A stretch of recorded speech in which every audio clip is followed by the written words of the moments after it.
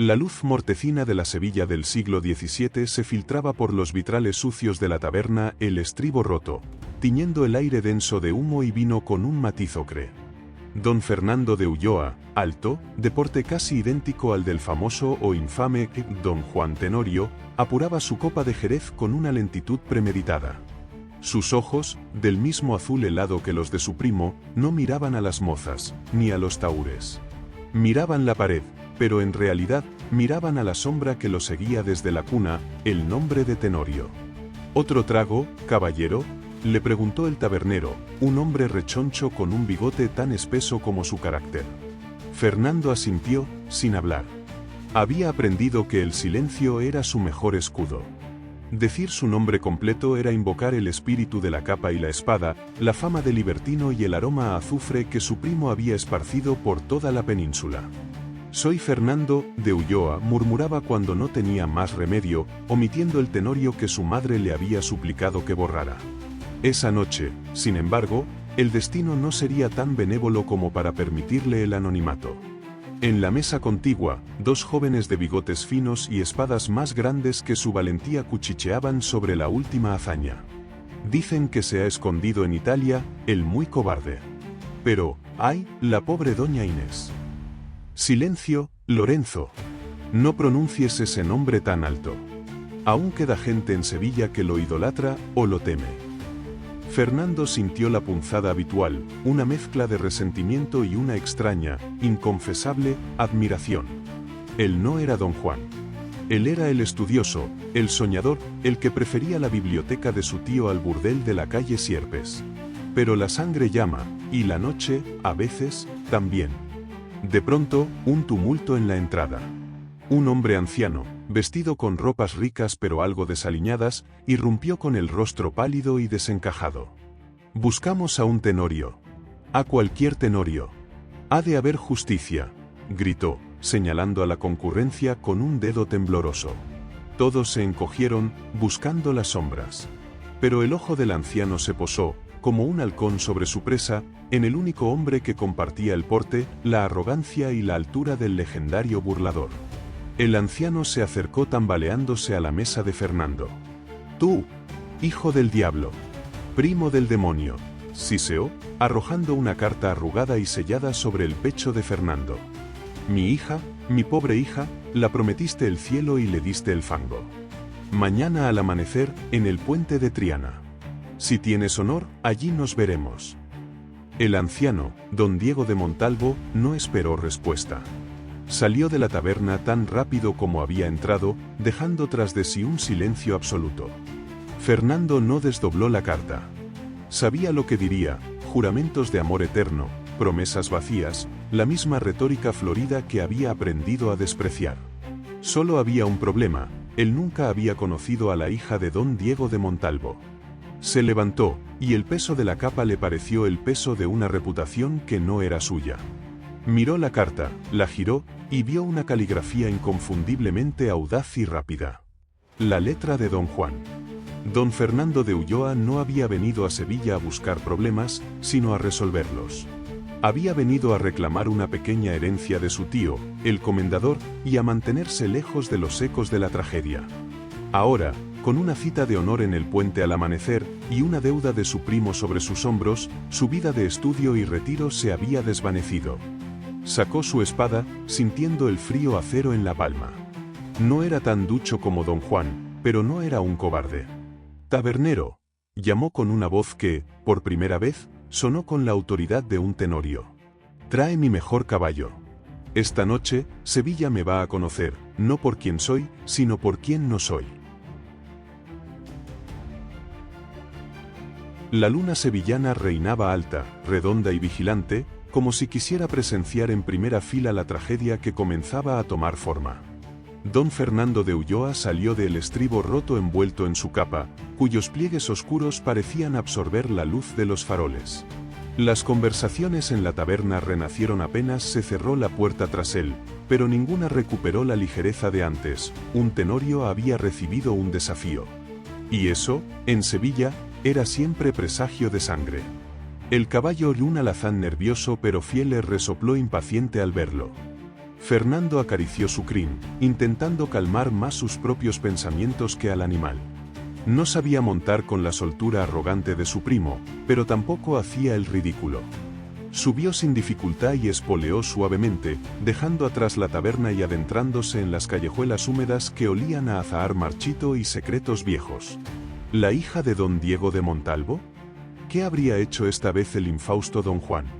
La pregunta le quemaba en la frente como un hierro candente.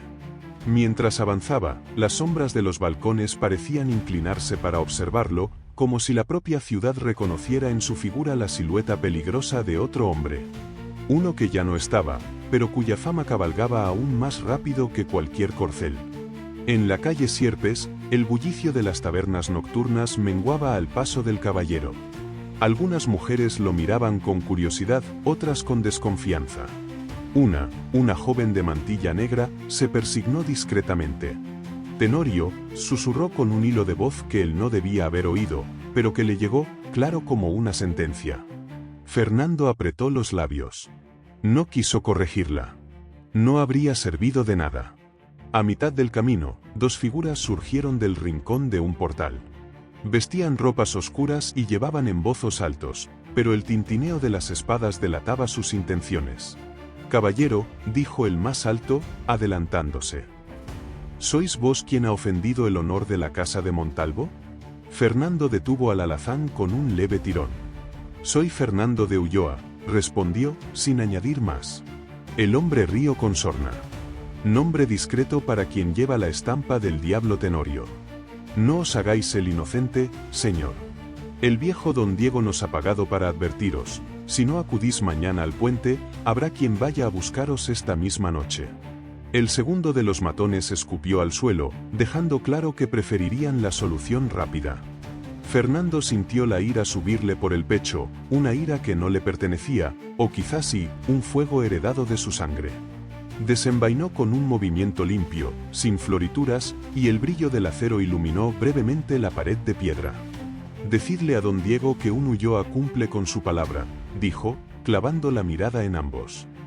«Pero también decidle esto, no soy mi primo.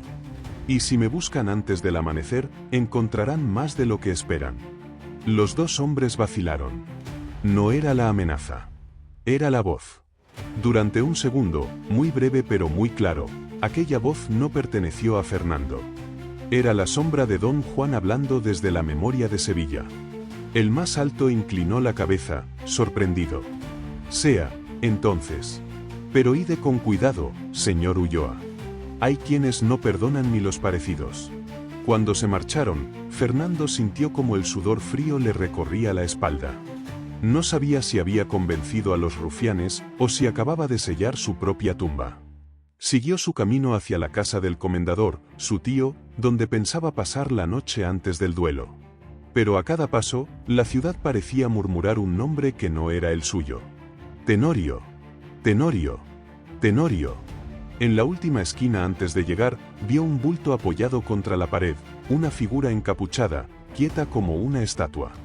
El corazón se le detuvo. La figura levantó la cabeza. Era un hombre joven, de unos ojos grises que parecían medirlo todo. No llevaba espada visible, pero sí algo más peligroso, una sonrisa ligera, conocedora. «Buenas noches, primo». Fernando sintió que el mundo se inclinaba bajo sus pies. La voz era inconfundible. La sombra por fin tenía dueño. La primera luz del amanecer acariciaba las aguas del Guadalquivir, mientras el puente de Triana despertaba entre la niebla. Allí estaba Fernando de Ulloa, firme junto a su caballo, con la capa ondeando al viento, consciente de que aquella cita no era un encuentro cualquiera, era un duelo por honor, por reputación y por la sombra de su apellido. Un murmullo entre la niebla reveló la figura del anciano don Diego de Montalvo. Su rostro pálido y la tensión en su bastón no dejaban dudas, estaba allí para exigir cuentas. «Espero que vengas a responder por el honor de mi hija», clamó, dejando que su voz resonara sobre el río, mezclándose con el murmullo del agua y el viento.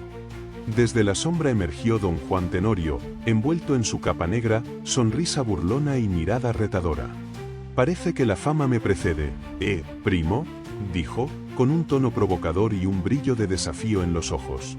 Fernando sabía que aquel enfrentamiento no sería fácil, pero tampoco rehuiría su destino. Se enfrentaron en el centro del puente. Don Juan provocaba, cuestionando la sangre de los Ulloa. Fernando respondía con firmeza, negándose a ser cómplice de engaños ajenos.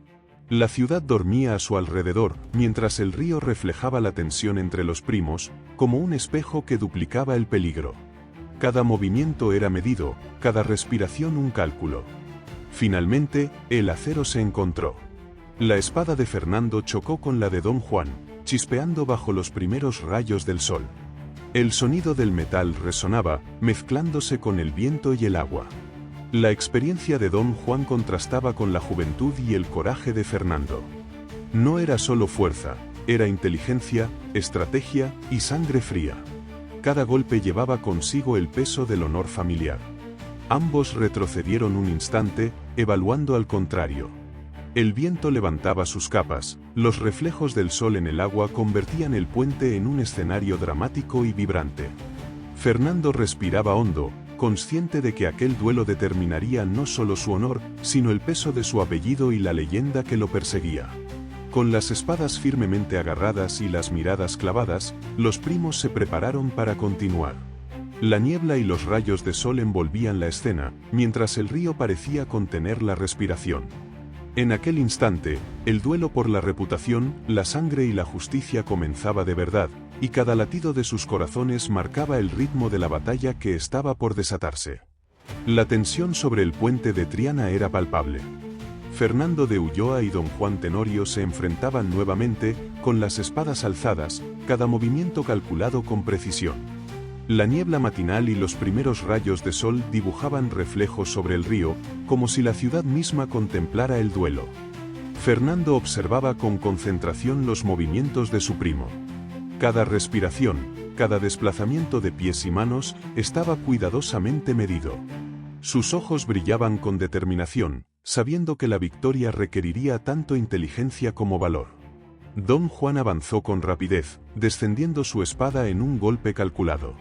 El acero brilló bajo el sol y Fernando, con reflejos agudos, bloqueó y desvió la fuerza del ataque, manteniendo el equilibrio entre defensa y contraataque. Ambos primos permanecían en un delicado equilibrio, las capas ondeando al viento y el reflejo del río multiplicando la tensión. Don Diego, en la orilla, los observaba con preocupación, mientras algunos curiosos empezaban a acercarse, ansiosos por presenciar la confrontación. Fernando esquivó un golpe y ejecutó un contraataque firme pero controlado. Las chispas volaron al chocar las espadas, y el reflejo del sol sobre el acero añadía dramatismo a cada movimiento. La tensión era máxima, respiraciones entrecortadas y miradas fijas marcaban el ritmo de la batalla. En un momento decisivo, Fernando encontró una apertura en la defensa de Don Juan. Sus espadas se entrecruzaron, el sol reflejándose en el metal, mientras el futuro del duelo pendía de un solo movimiento. Ambos primos se detuvieron, congelados en posición de ataque y defensa, con capas y cabellos agitados por el viento. Con manos firmes sobre la espada y respiraciones profundas, se preparaban para el golpe final. El amanecer iluminaba la escena, y los espectadores a lo lejos contenían la respiración, conscientes de que aquel instante decidiría no solo el honor, sino también la reputación y la justicia que se jugaban en aquel puente histórico. El sol continuaba ascendiendo sobre Sevilla, bañando el puente de Triana con luz dorada y cálida. Fernando de Ulloa y Don Juan Tenorio mantenían sus espadas alzadas, cada respiración medida, cada movimiento una danza peligrosa entre habilidad y audacia. El viento agitaba sus capas y el reflejo del río duplicaba la tensión de aquel enfrentamiento. Don Juan lanzó un ataque rápido, intentando sorprender a Fernando. Pero Fernando, con concentración absoluta y reflejos afinados, esquivó con agilidad y realizó un contraataque preciso.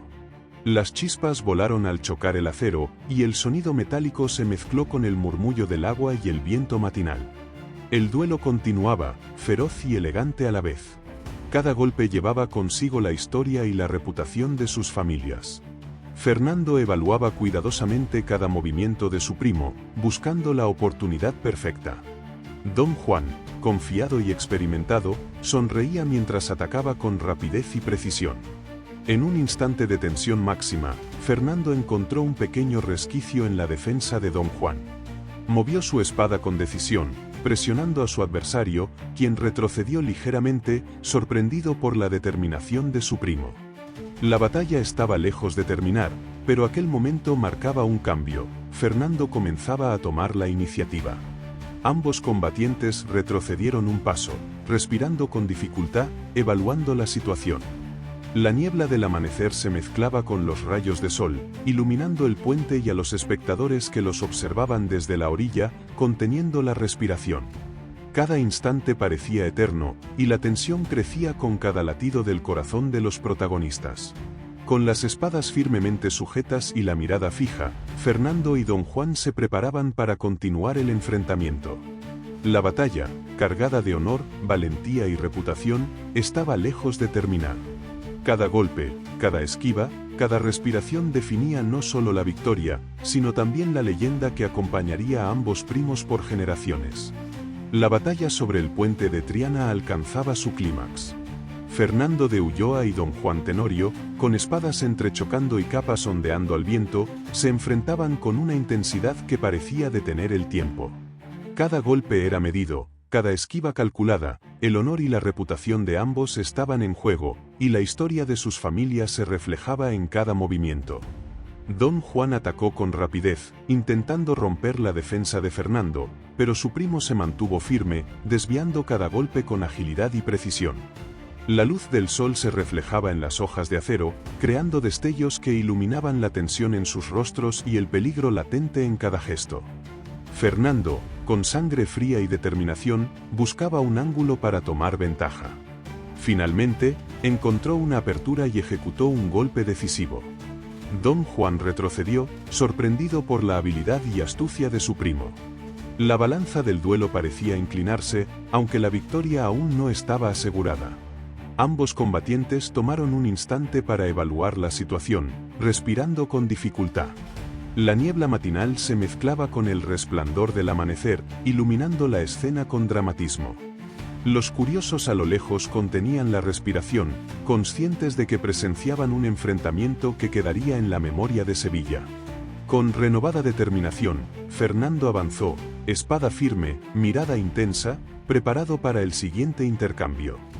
Don Juan, aunque sorprendido, sonreía con la arrogancia que lo caracterizaba, dispuesto a continuar la batalla. Cada instante, cada choque de acero, consolidaba la leyenda de los primos Tenorio, una historia de honor, astucia y sangre que quedaría grabada en el puente de Triana para siempre. Tras el intenso duelo en el puente de Triana, Fernando de Ulloa logró abatir a Don Juan, que malherido huyó como un cobarde. Don Diego de Montalvo se acercó con paso tembloroso pero firme, buscando respuestas. «Señor Fernando, necesito saber, ¿cómo ha quedado el honor de mi hija?», preguntó con voz temblorosa, pero firme.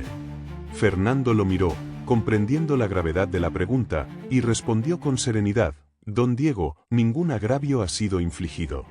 Su honor está intacto, y mi nombre no ha sido causa de deshonra». Don Diego suspiró, mostrando alivio y gratitud. Sus hombros se relajaron y su bastón se apoyó con más firmeza. Fernando añadió: «La justicia y el honor se han mantenido. Su hija puede descansar tranquila». Don Diego asintió con respeto, mientras el río reflejaba la calma que seguía a la tormenta del duelo, y Sevilla despertaba lentamente bajo el sol matinal. Con la honra de la hija de Don Diego confirmada y la tensión del duelo disipándose, Fernando de Ulloa se dirigió a la última tarea que lo había traído a Sevilla: reclamar la herencia de su tío, el comendador. Caminó por las calles de la ciudad bajo la luz del mediodía, observando los rostros respetuosos de los vecinos. Al llegar a la casa del comendador, tocó la puerta con decisión.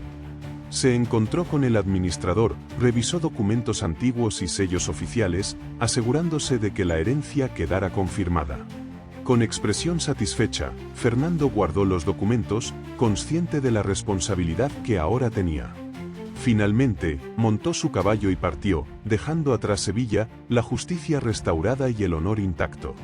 Su misión había concluido, y el eco de su nombre se mantenía firme en la memoria de la ciudad.